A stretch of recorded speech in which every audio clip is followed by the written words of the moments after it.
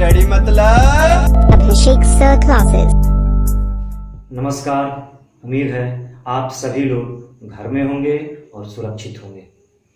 ज्ञान सागर की दुनिया में आप सभी का पुनः स्वागत है। आज हम लोग पढ़ेंगे वर्ग 8 से विज्ञान विषय से तड़ित और भूकंप। प्राकृतिक घटनाएं, वर्षा, आंधी, चक्रवात, बाढ़, तूफान, ये सारे प्राकृतिक घटनाएं हैं, लेकिन इनका उतना दंश हम सभी को झेलना नहीं पड़ता है जितना तड़ित और भूकंप। ये प्राकृतिक अपना रौद्र रूप इसी दो रूपों में दिखाता है।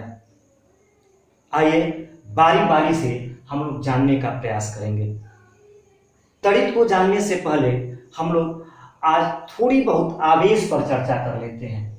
आवेश दो तरह के हुए, धनावेश जिसे प्लस से प्रदर्शित किया जाता है और एक ऋण आवेश जिसे माइनस से प्रदर्शित किया जाता है।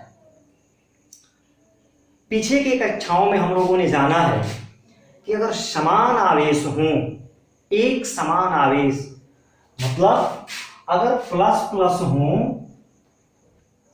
तो उनमें विकर्षण होता है, चाहे दोनों ही धनात्मक क्यों न हो या दोनों ही ऋणात्मक क्यों न हो। इन दोनों आवेशों में जो एक समान है, जो सजातीय हैं, उनमें विकर्षण होता है और जो असमान ध्रुव वाले हैं या असमान आवेश वाले हैं उनमें आकर्षण होता है। सबसे अच्छा उदाहरण है इसका चुंबक, मैग्नेट। अगर हम लोग मैग्नेट को ले लें तो देखते हैं कि बच्चा खेल खेल में जब दो चुंबकों को आपस में सटाने का प्रयास करता है तो वहां दो स्थितियां बनती हैं। पहला कि चुंबक या तो दूर से ही एक दूसरे को खींच लेगा और दूसरा कि आपस में सटाने पर या तो ऊपर चला जाएगा या नीचे चला जाएगा या इधर या उधर या पीछे चला जाएगा, सामने नहीं सटता है। क्यों? इस बात को हम लोग जानने का प्रयास करेंगे। क्योंकि इन दोनों प्रत्येक क्षण चुंबक, चाहे वो बड़ा हो या छोटा हो, उसके दो ध्रुव होते हैं, एक उत्तरी ध्रुव और दूसरा दक्षिणी ध्रुव, जिसे N और S से प्रदर्शित किया जाता है। मित्रों, हम लोग उदाहरण से देखेंगे कि A और B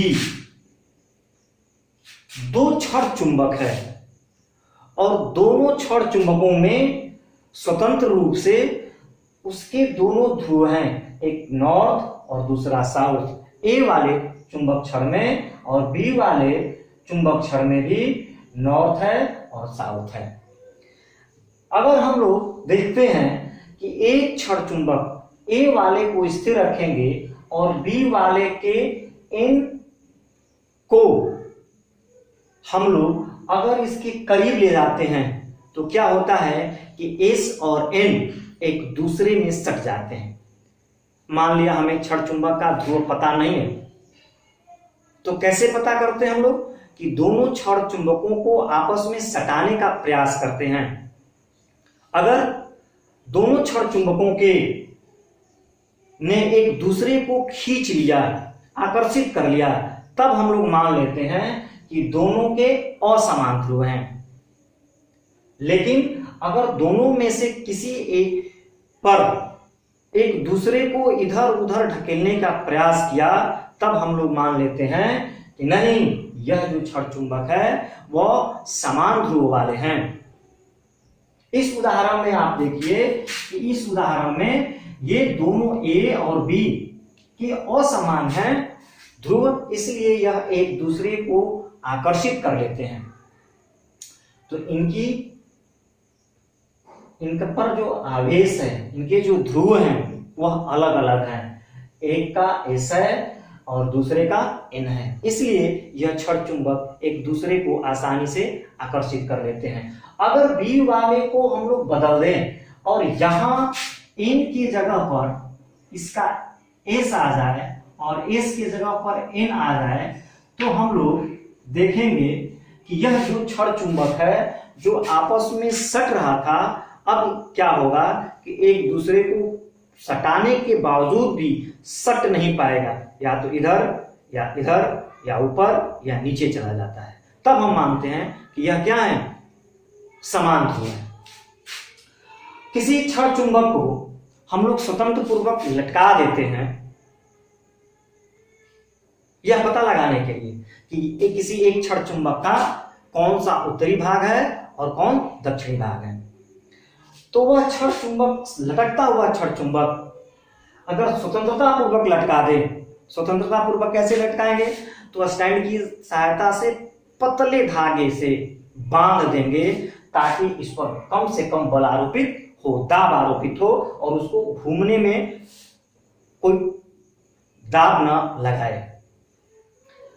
तो देखते हैं हम लोग कि किधर भी घुमा के उसको छोड़ेंगे तो स्थिर होने के बाद वह उत्तर और दक्षिण ध्रुव की ओर रुक पाएगा, उत्तर और दक्षिण दिशा की ओर रुकता है, जिससे हम लोग यह अनुमान लगा लेते हैं, इस निष्कर्ष पर पहुंचते हैं कि यह जो ध्रुव है जो उत्तर की तरफ है वह उत्तरी ध्रुव है और जो दक्षिण की तरफ है वह दक्षिणी ध्रुव है, वह क्षण चुंबक का। अब आते हम लोग इस प्राकृतिक घटना पर, तड़ित पर।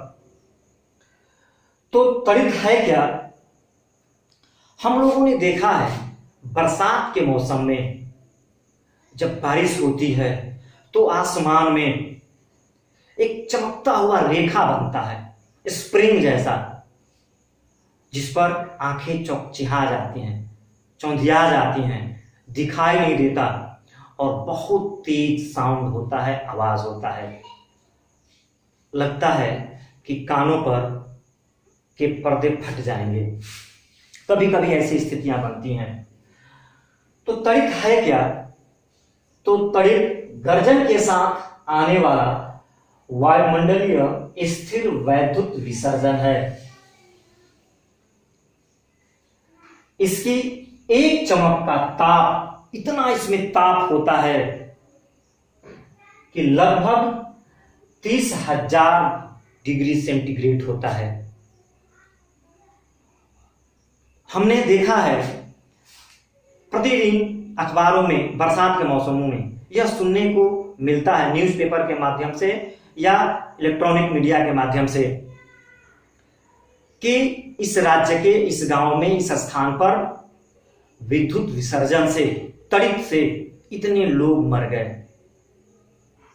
यह पेड़ों को, इसमें इतनी ताकत होती है, इतना ऊर्जा होता है कि बड़े बड़े पेड़ों को और कई लोगों को एक साथ मारने में की इसकी क्षमता होती है तड़ित की।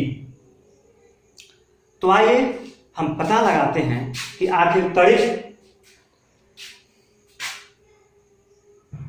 में होता क्या है।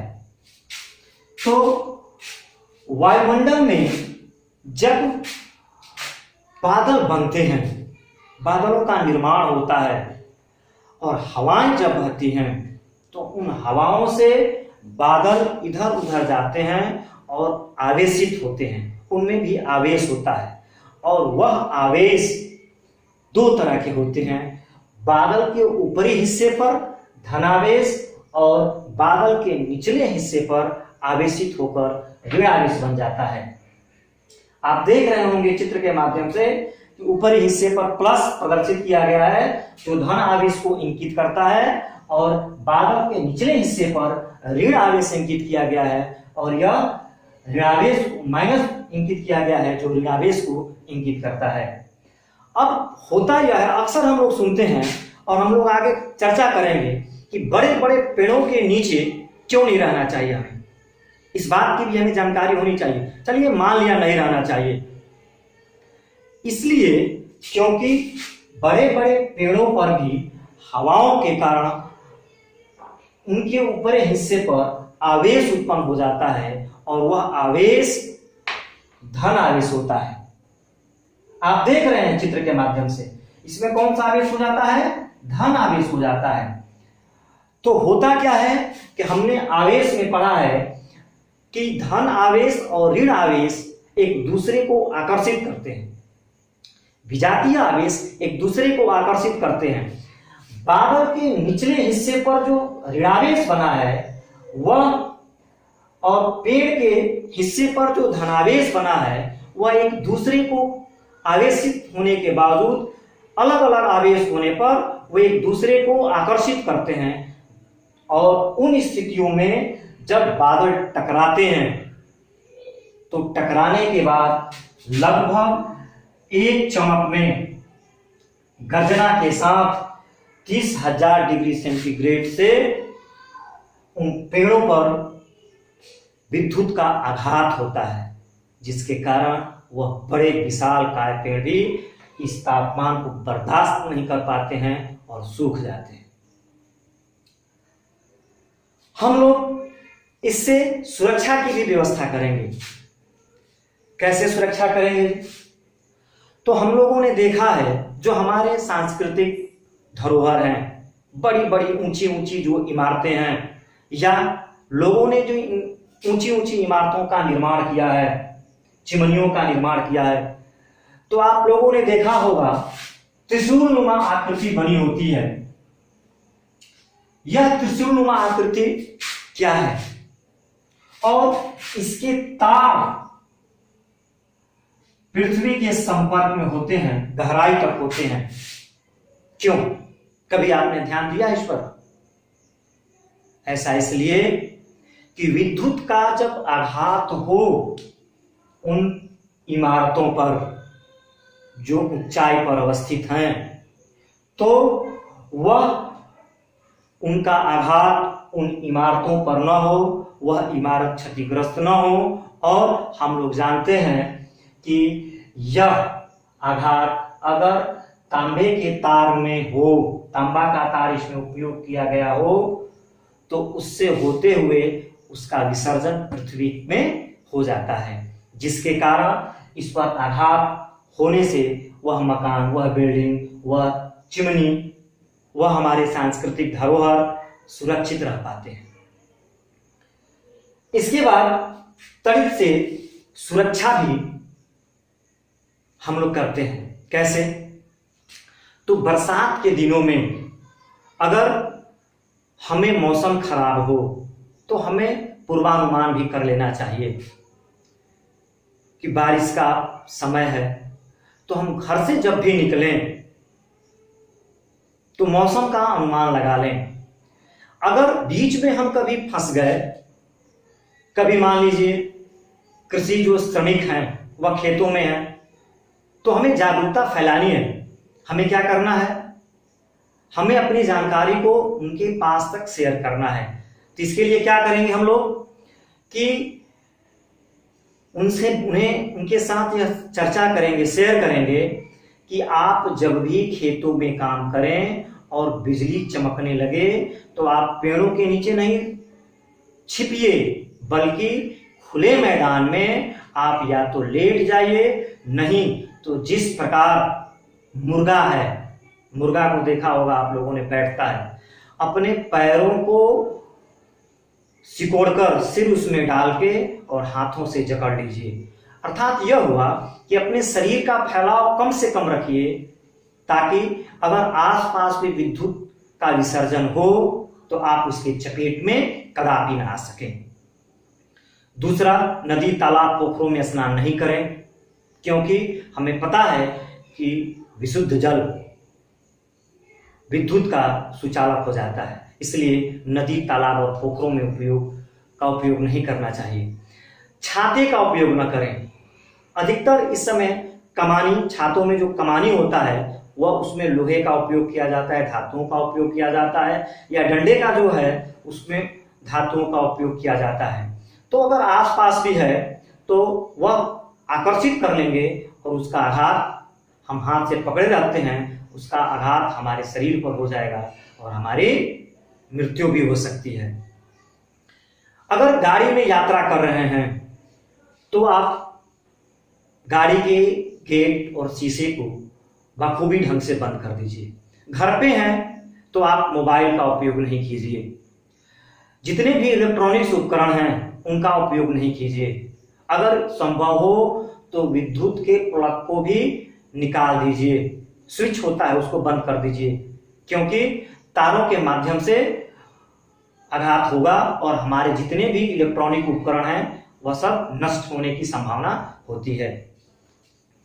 इन सब से हम लोग अपने जान और माल की, इन उपायों को अपनाकर जान और माल की कम से कम क्षति कर सकते हैं।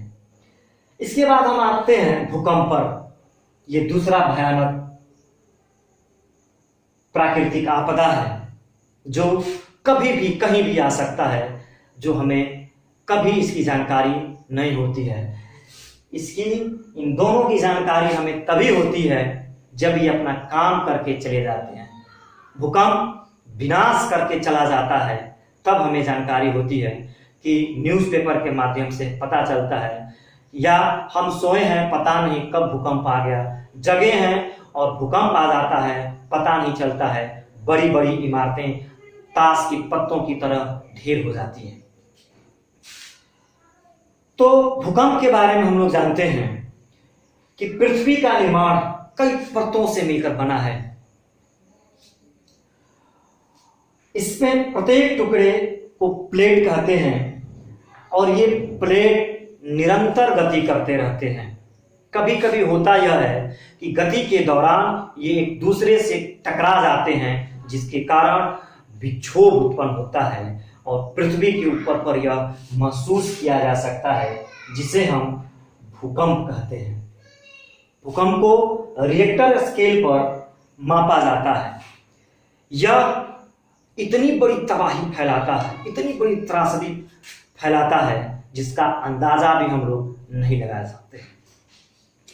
तो इससे बचने के लिए क्या क्या उपाय हो सकते हैं? अगर हम लोग मकानों का निर्माण कर रहे हैं तो यह जान लें कि यह जमीन, जिस जमीन पर हम लोग मकानों का निर्माण कर रहे हैं, वह जमीन किस भूकंप की जोन में आता है।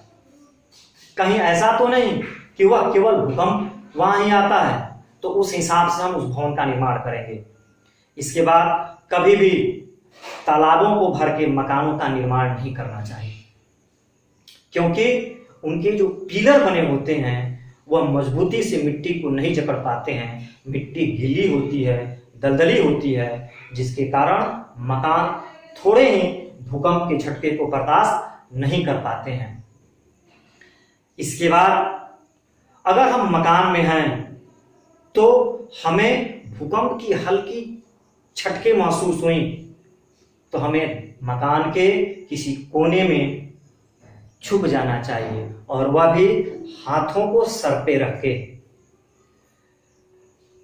नहीं, दूसरा यह भी है विकल्प कि आप चौकी हो, पलंग हो, जिस पर आप सोते हैं, जो मजबूत हो, जो आपके सर और शरीर को सुरक्षा प्रदान कर सकता है उस मकान से, मकान में जो कंक्रीट हैं, जो ईंट हैं, उससे, तो उसके नीचे आप सो जाइए, लेट जाइए, ताकि आप सुरक्षित रह पाएं।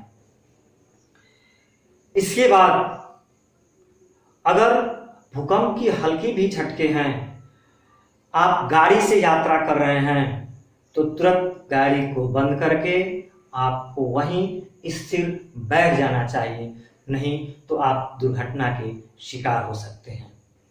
इन सब उपायों को अपनाकर हम प्राकृतिक जो भयावह स्थितियां होती हैं, इन प्राकृतिक घटनाओं को, इनसे बचा जा सकता है और कम से कम जान और माल की क्षति हो सकती है। उम्मीद है आप लोगों को यह वीडियो पसंद आया होगा।